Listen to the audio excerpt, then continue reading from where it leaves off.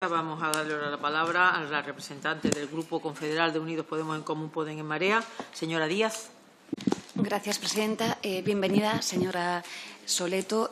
Un placer escucharla. Conocemos su trabajo, el colectivo de la Fundación Mujeres y, desde luego, es un placer que contemos en nuestro país con organizaciones como la que hoy usted representa aquí. Ciertamente la intervención ha sido muy interesante y quizás diferente a las que hemos tenido, sobre todo porque ha incorporado un dato más, y es la reflexión que formula respecto de las últimas reformas en materia de seguridad social que inciden sobre todo en el elemento del refuerzo de la contributividad y el impacto de género que estas medidas tienen.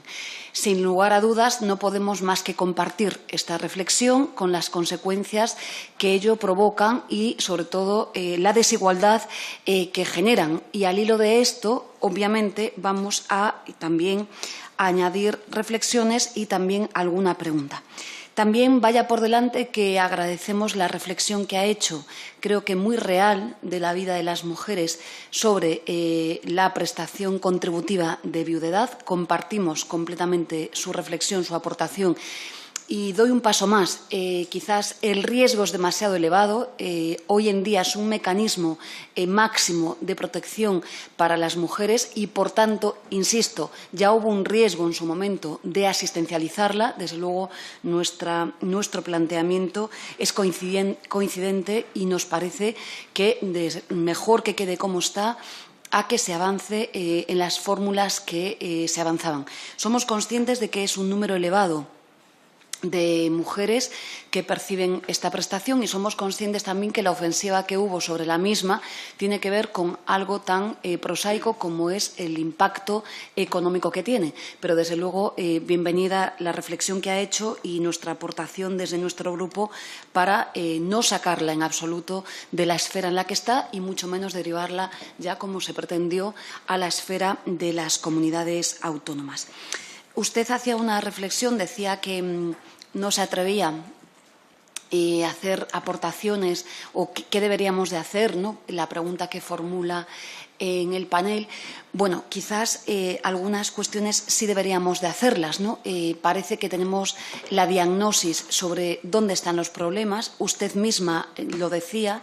Las últimas reformas de pensiones, particularmente la Ley 27/2011, con los cambios paramétricos que ha incorporado en el sistema, ha endurecido las condiciones de acceso al mismo y parece ya evidente, ya tenemos informes de todo cuño y tipo de economistas y de economistas también feministas, el último de ellos un estudio de trabajo de la propia IREF, que señala que el impacto es muy fuerte en materia de género al alargar la edad de jubilación a los 67 años o ampliar el periodo de carencia hasta los 25. Parece que a todas luces la diagnosis es correcta, por tanto deberíamos de derogar y modificar estas normas que están provocando efectos nocivos en más de la mitad de la población, que somos las mujeres, y en todo caso, desde luego, en las pensionistas en nuestro país.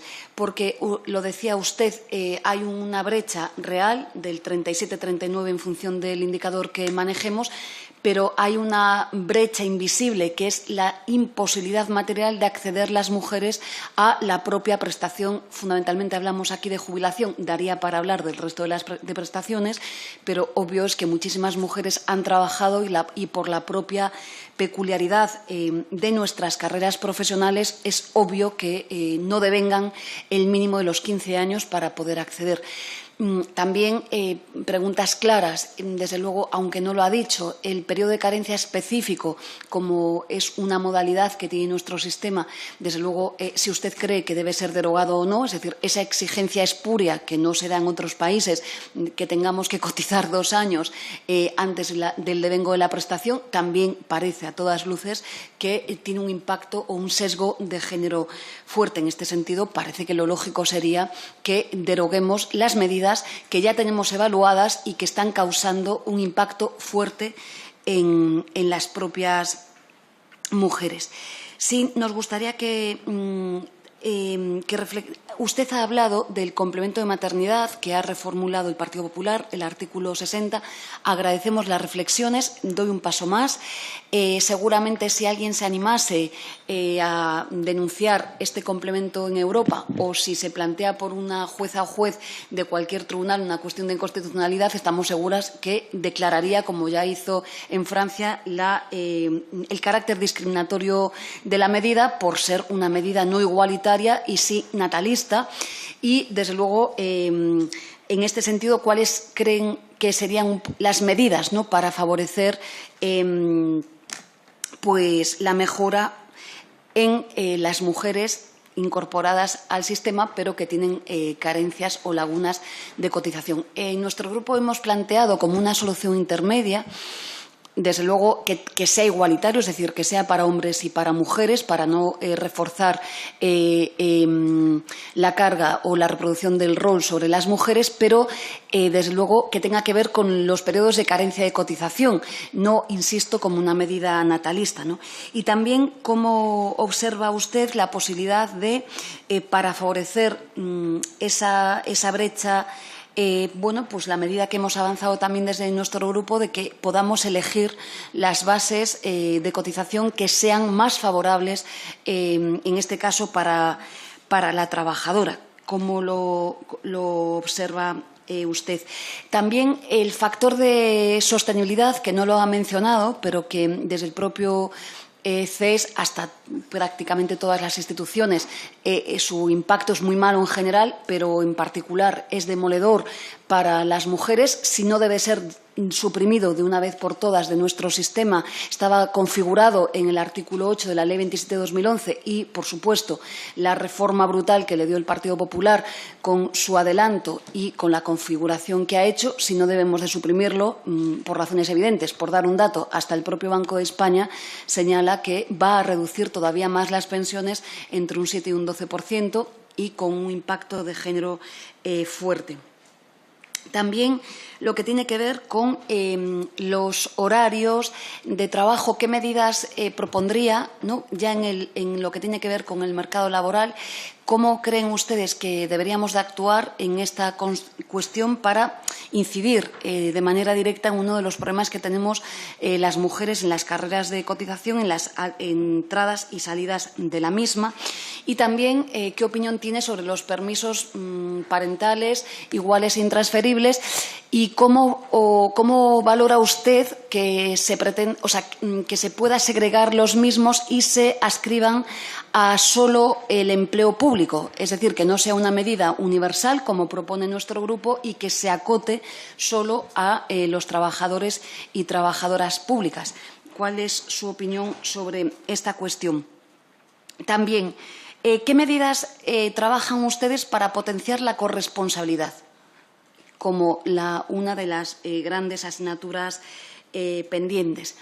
Ha llegado la hora ya de que tengamos en nuestro país presupuestos con perspectiva de género.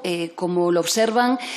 ¿Comparten que incorporemos, como ha defendido nuestro grupo, las cuentas satélites y demás para que hagamos una lectura de lo que está pasando en nuestro país? Efectivamente, respecto de las consideraciones que ha hecho sobre las cuidadoras no formales, claro, es que la ley de dependencia en este país tenía como primer recurso la residencia con prestaciones y servicios de calidad. Desde luego, es un auténtico fraude lo que se está produciendo en nuestro país y, además, teniendo claro que si fomentamos como primer recurso y cumplimos con la ley, vamos a favorecer empleos de calidad en el conjunto del país. Desde luego, parece que así no vamos a ir mucho mejor. Y también el coeficiente de parcialidad, tal y como se viene aplicando en nuestro país, que ya estamos siendo reiteradamente condenados por Europa por esta cuestión. Las empleadas del hogar, que sí que no las ha mencionado, pero debemos actuar con urgencia respecto de este colectivo.